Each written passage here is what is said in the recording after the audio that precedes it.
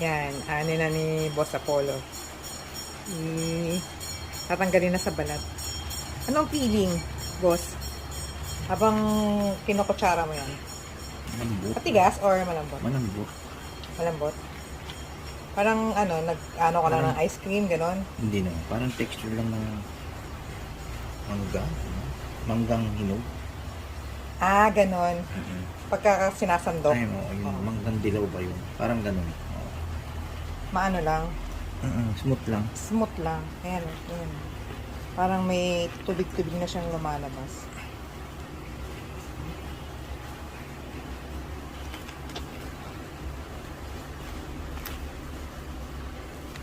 Ano kaya maluluto eh?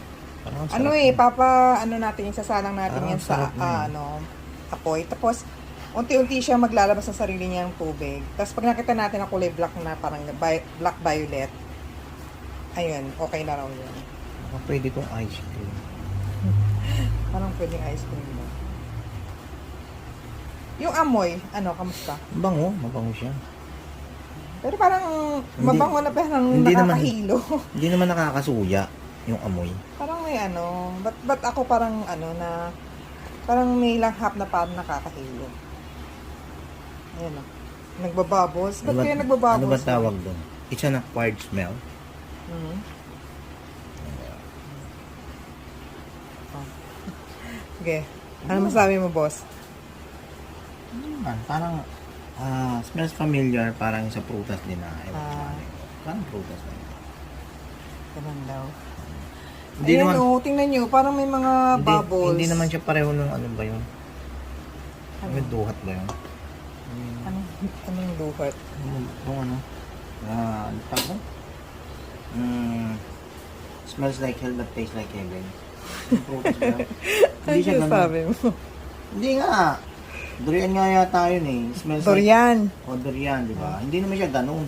Oh, hindi. Yung durian kasi, may Smells like talaga. hell, but tastes like, tastes like heaven. Oo. Ito hindi. Ito naman, parang may konti lang siyang amoy or langhap. Pero hindi siya mabaho. Oo. Pero siya hindi mabaho. rin yung masasabi mo na, ang bango nito ah. Di ba halimbawa, yung mangga, pag inaamoy mo, parang, wow, ang bango-bango, parang ang sarap kainin, di ba? Parang atis yung amoy. Talaga ba?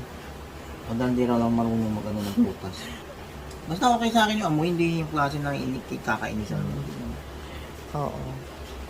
Pero, yan namin, naamoy ko ng konti. Ito talaga. Parang medyo